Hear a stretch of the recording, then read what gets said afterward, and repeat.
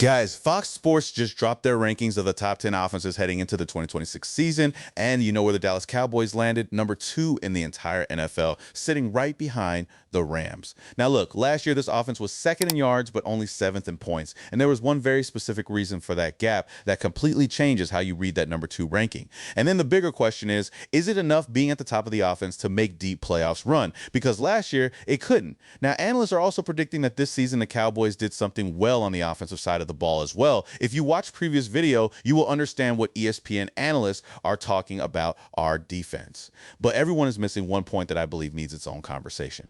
What's up, Cowboys? Welcome to the NFL Playbook, Cowboys. If you're new here, don't forget to hit that subscribe button. So let's start from the top of this Fox Sports list, because honestly, some of these rankings had me raising an eyebrow before we even got to the Cowboys. Like the Detroit Lions coming in at number 10. I mean, I get it. They had some blocking issues last year. They're trying to fix that. But seeing them at 10 still felt a little surprising. And then at number 9, the Kansas City Chiefs. I mean, think about that for a second. That dynasty just kind of fell apart in a hurry, right? And a big part of that is what happens when you don't protect your quarterback. You leave Pat Mahomes out there exposed, and suddenly that empire starts cracking. Number 8 goes to the New England Patriots, which, you know, whatever. Number 7 is the Baltimore Ravens with a healthy Lamar Jackson, and yeah, that makes complete sense. Number 6, the Chicago Bears, and look, having an actual coach makes a difference. We're seeing that now. Number 5, the Buffalo Bills. Number 4, the Cincinnati Bengals. Number 3, the Seattle Seahawks, which honestly felt a little high to me. I mean, I know they got Jackson Smith and Jigba. I know they got Jadarian Price. They were a decent offense, sure. But top 3, that felt like a stretch. And then we get to number 2, the Dallas Cowboys. Now, when I first saw that, my gut reaction was, is that too high?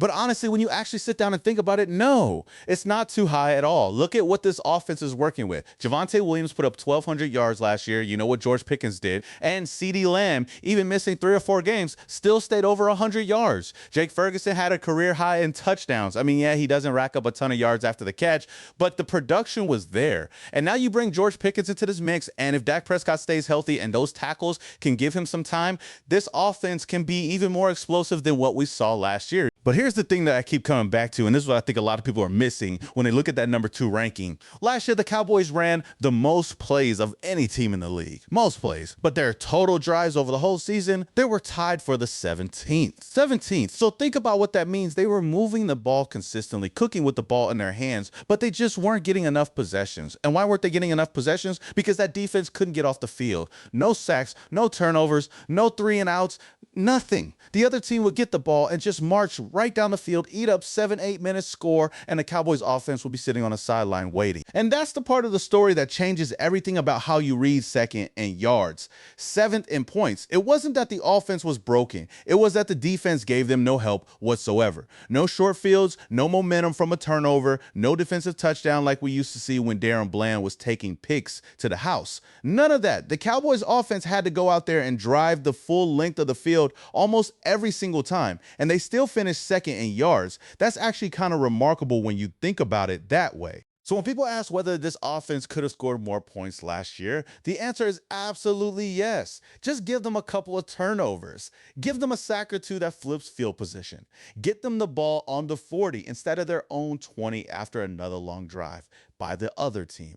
The red zone efficiency could have been better too, and honestly, some more aggressive coaching decisions in certain situations would have helped. But the core issue was always the defense not giving the offense any assistance. Now, here's why I'm actually optimistic going into this season on the offensive side. Look at who's coming back. How many of these skilled players are actually getting worse at football? None of them. Javonte Williams isn't getting worse. CeeDee Lamb isn't getting worse. Jake Ferguson isn't getting worse. George Pickens is now in the mix. And even on the line, you've got Tyler Guyton going into year 3 at left tackle, a position he'd never played before this stretch. The man only played right tackle for 2 years in college. Just by being out there, getting more reps, more comfort with the position, more time on task, he has to improve. I'm not saying he's going to be special. I'm not even saying he's going to be Tyler Smith. I just want him to be like 6% better. That's it. And by osmosis alone, that should happen. So yeah, I feel good about this offense. I genuinely believe they'll finish higher than 7th in scoring this year. And if the defense can be even average, just average, this team is cooking with something real. Which brings me to the defense, because this is the conversation we really need to have. And I want to start by saying something that I think is important. They are intentionally building this defense differently now.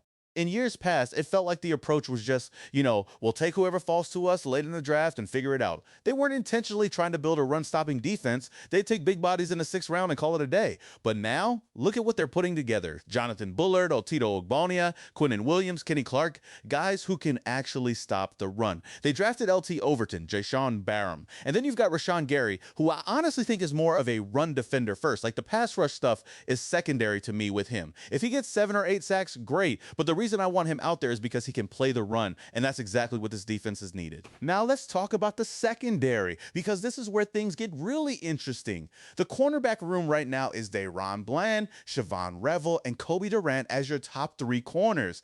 And look, I've been going back and checking the numbers on Cobie Durant and the quarterback rating when they throw at him, and guys, it might be time to have a real honest conversation about that. Like, we need to talk about DaRon Bland too. There are some real questions there that we can't just keep pushing to the side. But here's what I'm actually excited about in this secondary. Caleb Downs, and I feel like people aren't giving this kid the credit he deserves because they're only seeing clips of him down in the box, but go watch the full tape. This guy has film-carrying slot receivers up the seam, taking away good tight ends, doing the things you need a big nickel corner to do.